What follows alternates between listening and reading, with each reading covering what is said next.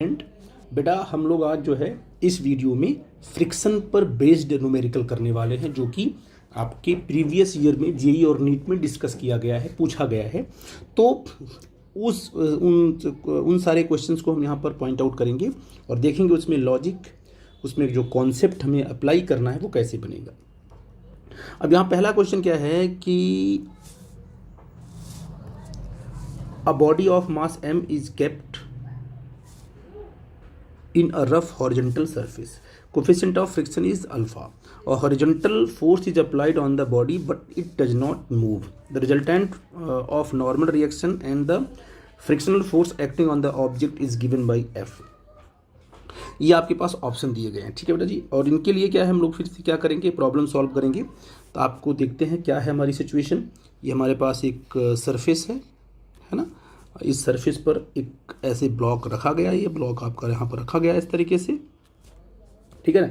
अब इस ब्लॉक पर, अब ये जो आपका ब्लॉक है, इस ब्लॉक पर लगने वाले फोर्सेस की चर्चा हम करते हैं, ठीक है ना।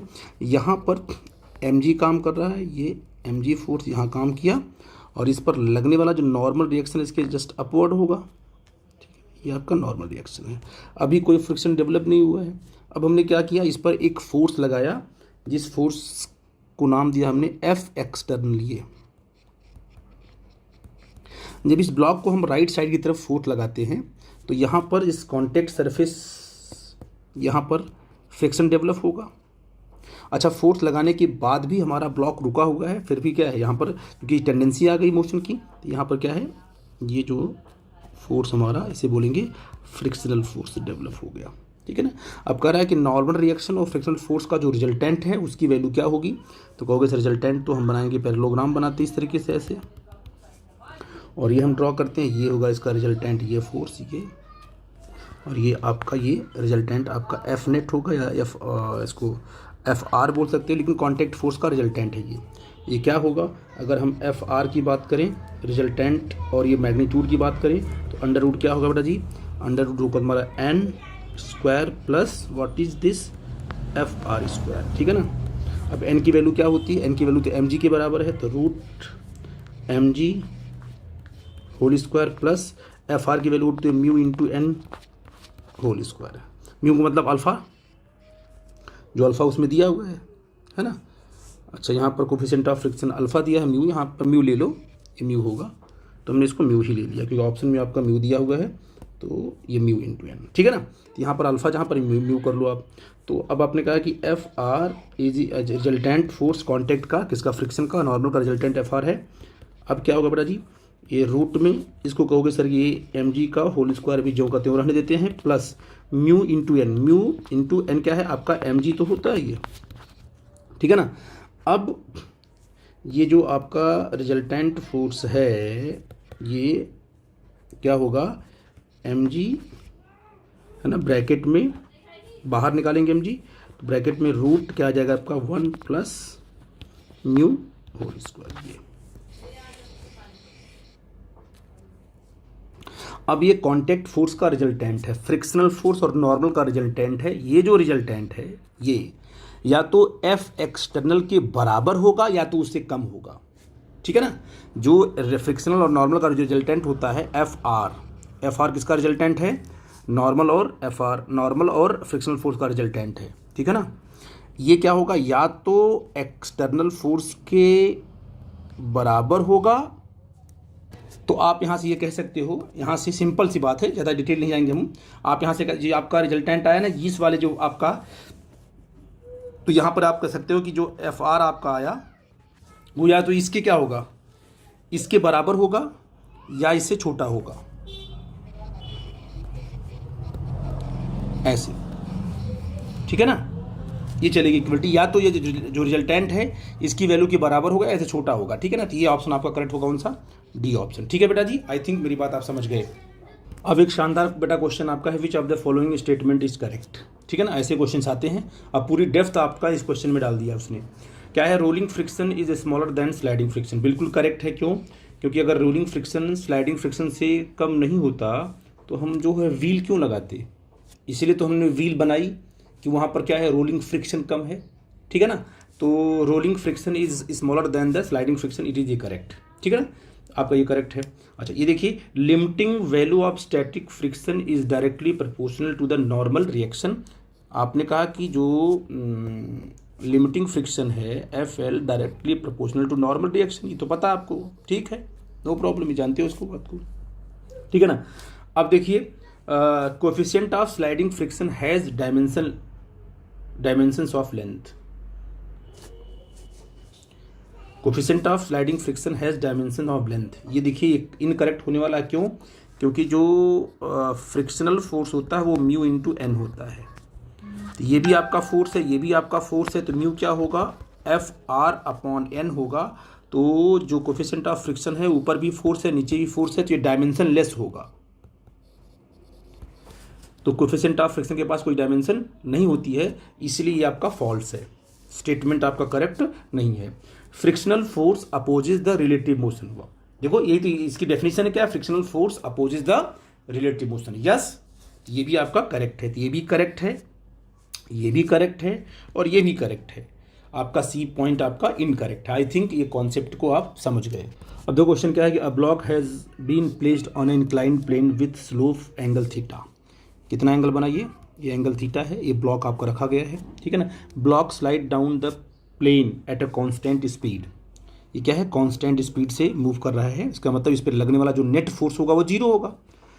The coefficient of kinetic friction is equal to the, क्योंकि जब ब्लॉक मूव करेगा तो ब्लॉक पे काइनेटिक फ्रिक्शन आएगा। तो सबसे पहले क्या करो, इस पे सारे फोर्सेस को रिजॉल्व कर लो। आपको पता है कि इधर कौन सा फोर्स, अगर इसका जो ब्लॉक है, इस ब्लॉक पर जो काम करेगा फोर्स एम जी कहाँ होगा, डाउनवर्ड डायरेक्शन में होगा।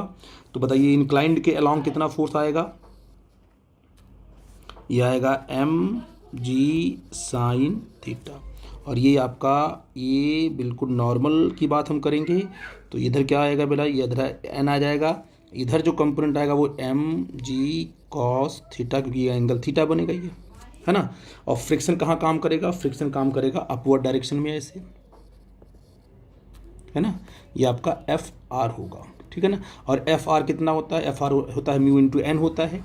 तो आप यहाँ से लिख सकते हो, क्योंकि ये क्या है, ये जो फोर्स है, ये जो ब्लॉक है, ये कांस्टेंट स्पीड से नीचे की तरफ आ रहा है। कांस्टेंट स्पीड का मतलब क्या है कि एम जी साइन थीटा जो फोर्स डाउनवर्ड में है और इस पे लगने वाला जो एफ आर अपवर्ड में, ये दोनों बराबर होंगे तभी तो कांस्टेंट स्पीड से नीचे की तरफ आएगा, वो फोर्सेस बराबर होंगे। तो आप कहोगे सर यहाँ पर m ji sine theta is equal to क्या होगा, एफ आर होगा।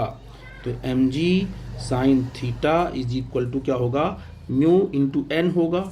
और यहाँ पर म्यू इंटू एन कितना होता है, एम, क्योंकि दोनों बराबर फोर्सेस हैं, एम जी कॉस थीटा और एन बराबर होंगे, तो एम जी कॉस थीटा होगा, ये होगा simple M G sine theta, ठीक है बेटा जी। एम जी से एम जी आपका कट गया, तो यहाँ आ गया आपका साइन थीटा अपॉन क्या आ गया, ten theta equal to mu आ गया। तो आप बताइए यहाँ से, सॉरी टेन थीटा बता रहे हैं आपको, sorry cos theta is equal to mu आ गया। तो टेन थीटा क्या आ गया, ये सिंपल म्यू आ गया। थीटा इज व्हाट, तो आपने कहा कि tan theta, coefficient of friction किसके बराबर हो गया, टेन थीटा के बराबर हो गया। इट मीन्स ऑप्शन डी आपका करेक्ट है। अच्छा क्वेश्चन था, इसको मैंने अभी भी बताया था आपको एंगल ऑफ रिपोज के बारे में डिस्कस करते वक्त, ठीक है बेटा जी। तो ये आपका कॉन्सेप्ट था, बड़ा इंपॉर्टेंट क्वेश्चन था, पूछा भी गया है। आई थिंक ये कॉन्सेप्ट आपको क्लियर हुआ होगा, ठीक है बेटा। अब देखो बेटा एक शानदार क्वेश्चन देखो क्या है, द अपर हाफ, ये पूरी की पूरी इंक्लाइंड सरफेस आपका है, इसको दो हाफ पार्ट में डिवाइड कर दिया गया। ये ऊपर वाला पार्ट है, एक नीचे वाला पार्ट है, जितनी लेंथ ये है उतनी लेंथ ये भी है। The upper half of inclined plane of inclination कितना एंगल है, थीटा, इज परफेक्टली स्मूथ। ये यहाँ से लेके यहाँ तक परफेक्टली क्या स्मूथ है, यानी मतलब यहाँ पर म्यू इक्वल टू क्या है, जीरो, कोई फ्रिक्शन काम नहीं कर रहा है।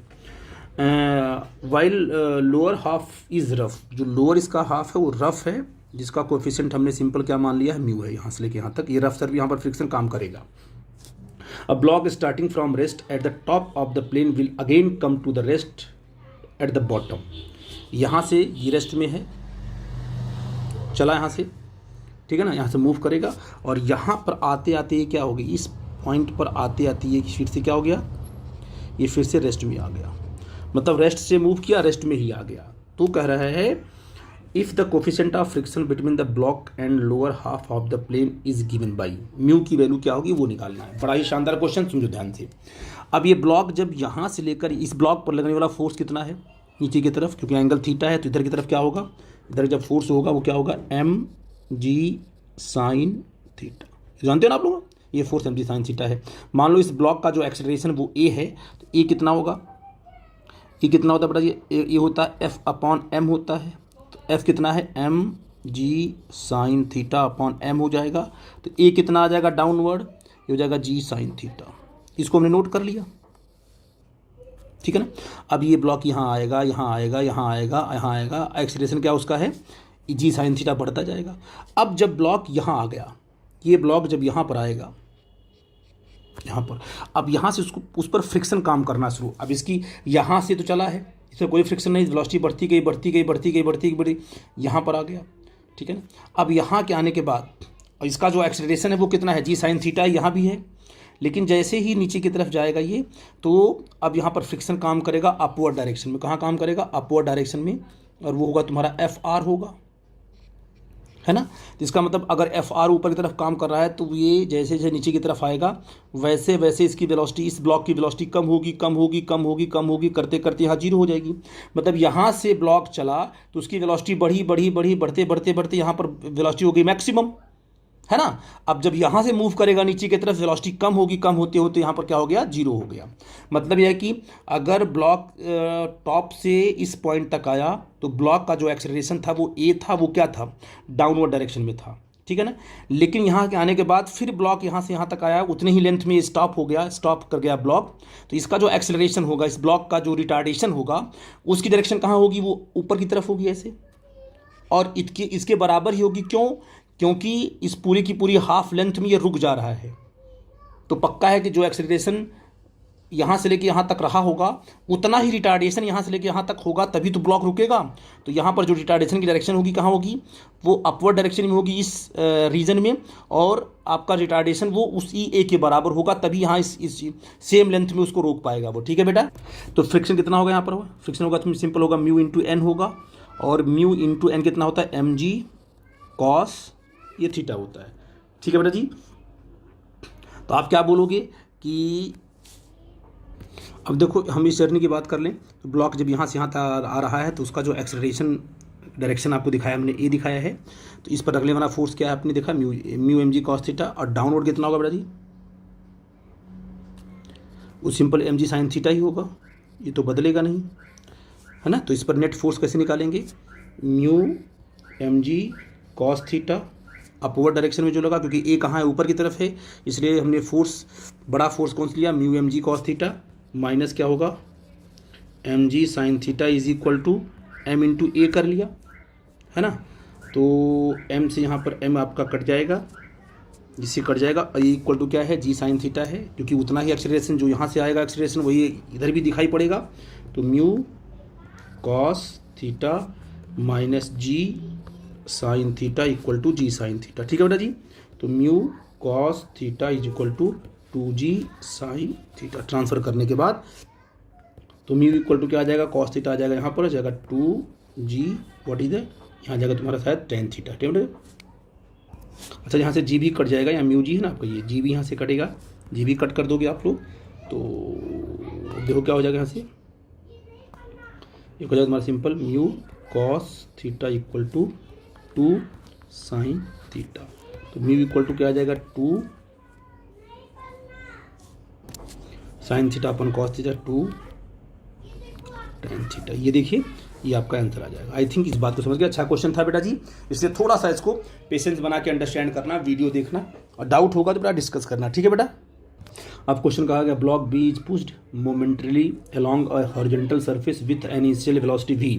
If mu is the coefficient of sliding friction between B and the surface, block B will come to rest after a time. Time की बात किया है। मान लीजिए एक ब्लॉक B था, इस ब्लॉक को आपने क्या है, इनिशियल वेलोसिटी क्या दिया आपने, v दिया। तो ये ब्लॉक मान लो इस तरीके से, मैं इसको बड़ा करता हूँ, ये ब्लॉक मान लो यहाँ पर आया ऐसे, और इसकी वेलोसिटी क्या हो गई, इसकी वेलोसिटी हो गई 0, ठीक है ना। तो अब यहाँ से लेकर यहाँ तक पूरा का पूरा फ्रिक्शन काम किया होगा, है ना। तो कितना फ्रिक्शन काम किया, मान लो कि जो फ्रिक्शनल फोर्सेस है वो एफ आर है, और इस पर ब्लॉक का मास अगर एम है तो इधर आपका हो जाएगा एम इंटू जी, और ऊपर की तरफ आएगा नॉर्मल रिएक्शन, ठीक है ना। तो एफ आर की वैल्यू क्या आएगी बेटा जी, एफ आर की वैल्यू जो आएगी एफ आर इक्वल टू आएगा म्यू इंटू एम जी आएगा, म्यू इंटू एन होता है बेटा जी, ये आपका एफ आर की वैल्यू आ जाएगी। और इस वैल्यू से अगर यहाँ से लेकर यहाँ तक निकालते हैं कि क्या है उसका एक्सेलरेशन, ठीक है ना। तो बेटा जो फोर्स यहाँ पर एफ आर लगा म्यू एम जी, और यहाँ से लेकर वेलोसिटी यहाँ तक जीरो हो गई, तो बताइए यहाँ से लेकर यहाँ तक जो एक्सेलरेशन डेवलप हुआ वो कितना होगा, रिटार्डेशन होगा नॉट एक्सेलरेशन, तो वो कितना होगा, ए इज इक्वल टू क्या होगा, एफ अपॉन एम होगा।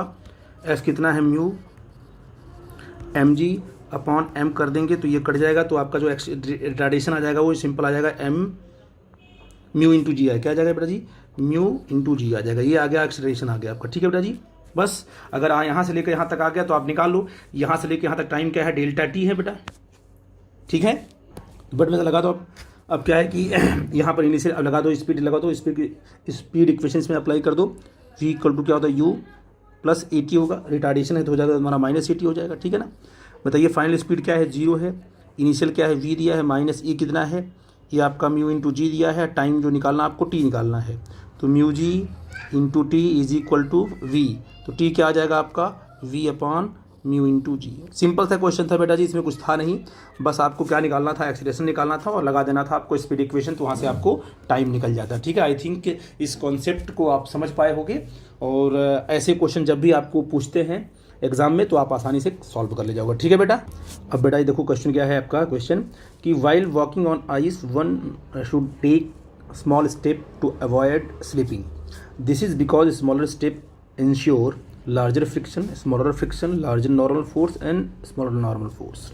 देखो बेटा जी क्या है आपका कॉन्सेप्चुअल कॉन्सेप्ट है ये, देखिए ये हम यहाँ पर हैं, ठीक है ना, और आप देखिए ये मान लो आपका पैर है ये, ठीक है, ये आपका आइस है,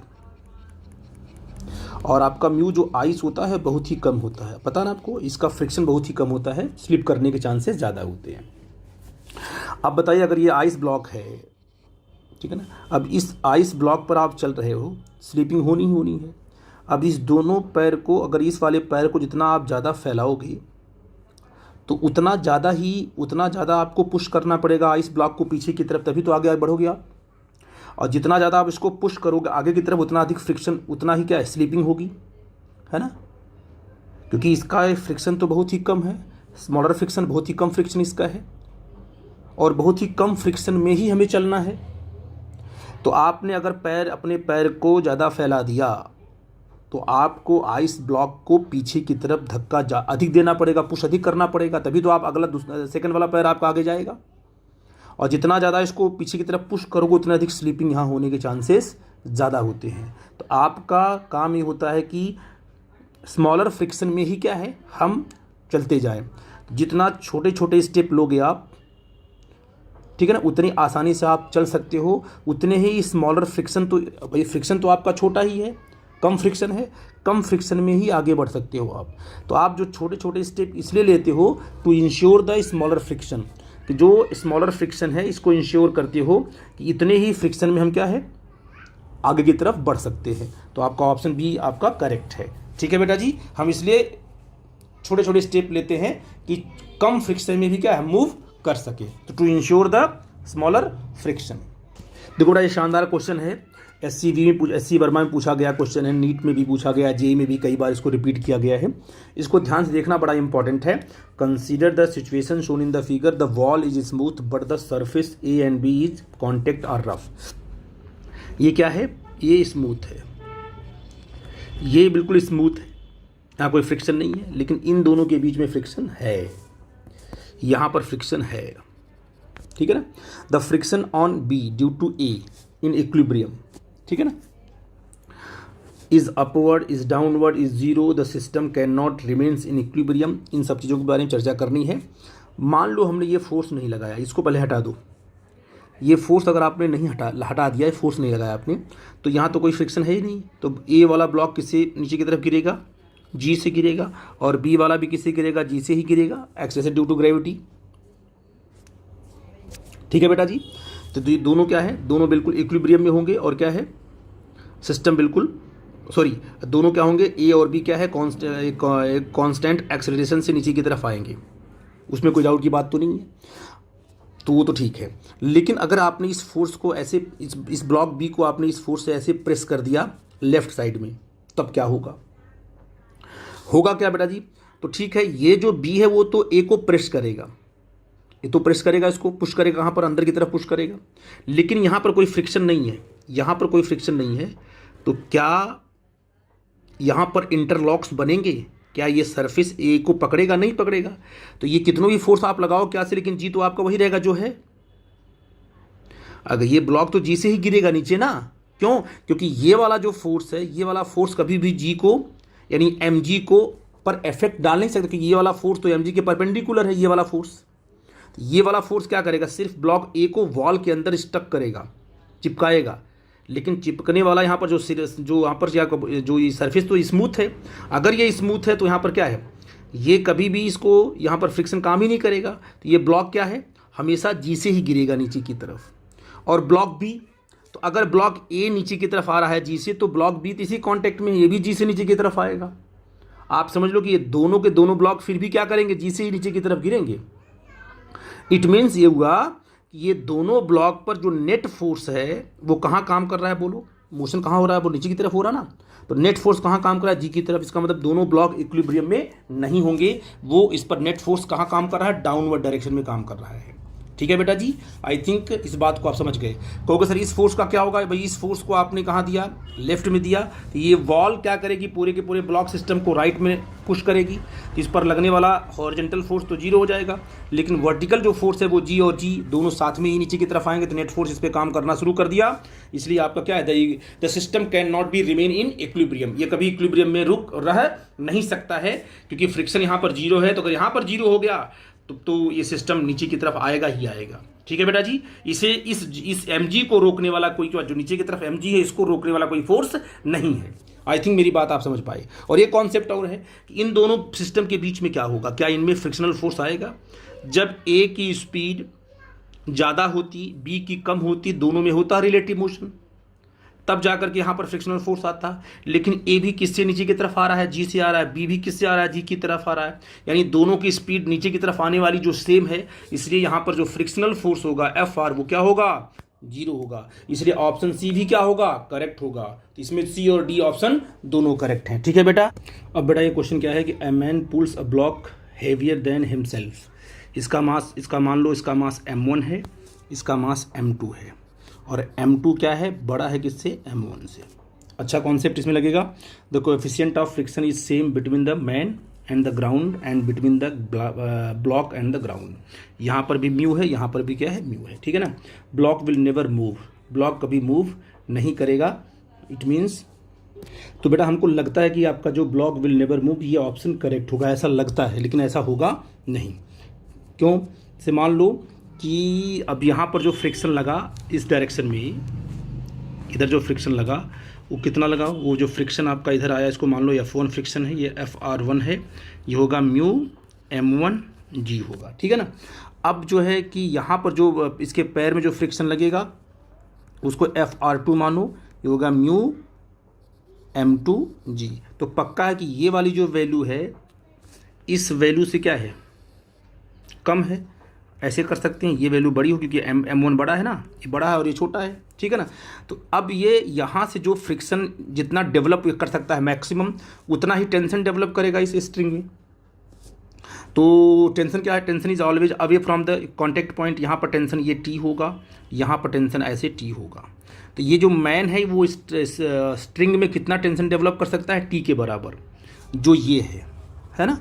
इसका मतलब अब इस ब्लॉक पर T कहाँ लगा? राइट साइड में T इसके बराबर है और फ्रिक्शन इसके बराबर है। तो पक्का है कि ब्लॉक तो नहीं मूव करेगा। ठीक है ना। इस केस में ब्लॉक नहीं मूव करने वाला है। जब ये रेस्ट में रहेगा और रेस्ट में रहकर इसको अपनी तरफ क्या खींचेगा, तो ये ब्लॉक नहीं मूव, क्योंकि हैवियर है, ये मूव नहीं करेगा। लेकिन क्या हमेशा मूव नहीं करेगा? ये चीज़ गलत है। क्यों? क्योंकि क्या है कि जब ये मैन जो है, जब इस मैन में मान लो आ गया एक्सेलरेशन, ये रस्सी को खींचते हुए, ये रस्सी को राइट साइड में खींचते हुए ये लेफ्ट में मूव करने लगे, और किस एक्सेलरेशन से? ए एक्सेलरेशन से। उस टाइम पर ये ब्लॉक मूव कर सकता है, क्योंकि जब इसके पास क्या आएगा? एक्सेलरेशन आएगा। कहाँ पर आएगा? लेफ्ट साइड में। तो टेंशन की वैल्यू बढ़ने लगेगी। टेंशन की वैल्यू बढ़ेगी, बढ़ा सकता है, ये आगे की तरफ मूव करके टेंशन को बढ़ा सकता है और टेंशन बढ़ते बढ़ते इससे ज़्यादा हो जाएगा और ये कहाँ मूव कर जाएगा, राइट साइड में। तो ब्लॉक विल नेवर मूव कहना गलत होगा। The man can move even the block is stationary. बिल्कुल, ये मैन क्या है, जैसे मान लीजिए मैन ने मूव करना शुरू किया तो टेंशन की वैल्यू बढ़ेगी। टेंशन की वैल्यू बढ़ करके तुरंत थोड़ी ना हो जाएगी इसके बराबर, ठीक है। टेंशन की वैल्यू कुछ बढ़ेगी लेकिन ये मूव करेगा, जितना ये मूव करेगा, जितने एक्सीलरेशन से मूव करेगा कहाँ पर, लेफ्ट साइड में, उतना ही टेंशन बढ़ेगा। जितना टेंशन बढ़ेगा उतना ही M1 के मूव करने की पॉसिबिलिटी बढ़ेगी। M1 अभी मूव नहीं कर रहा है, तो ये भी सही है कि the man can move even with the block is stationary. हो सकता है कि ब्लॉक आपका रेस्ट में हो और टेंशन इतना ना बढ़ा हो कि इसको मिनिमाइज कर पाए, तो अब आपका ब्लॉक रेस्ट में रहेगा और मैन आगे की तरफ मूव करेगा। सी देखते हैं, इफ बोथ मूव, अगर दोनों मूव कर रहे हैं तो क्या होना चाहिए, मैन का जो एक्सेलरेशन है कहाँ पर, लेफ्ट साइड में, वो ज़्यादा है ब्लॉक के एक्सेलरेशन से। ये भी आपका ऑप्शन करेक्ट है, तभी दोनों मूव करेंगे। जब मैन का एक्सेलरेशन क्या होगा, ज़्यादा होगा, तो टेंशन की वैल्यू ज़्यादा होगी, तभी इस ब्लॉक को अपनी तरफ ये खींच पाएगा। तो मैन कहाँ जाएगा, लेफ्ट में, या ब्लॉक कहाँ जाएगा, राइट में। तो ऑप्शन बी और ऑप्शन सी ये दोनों करेक्ट होंगे। आई थिंक मेरी बात आप समझ गए। ठीक है बेटा जी, इंपॉर्टेंट कॉन्सेप्ट था, आई थिंक ये कॉन्सेप्ट आपको क्लियर हुआ होगा। ठीक है, थैंक यू वेरी मच।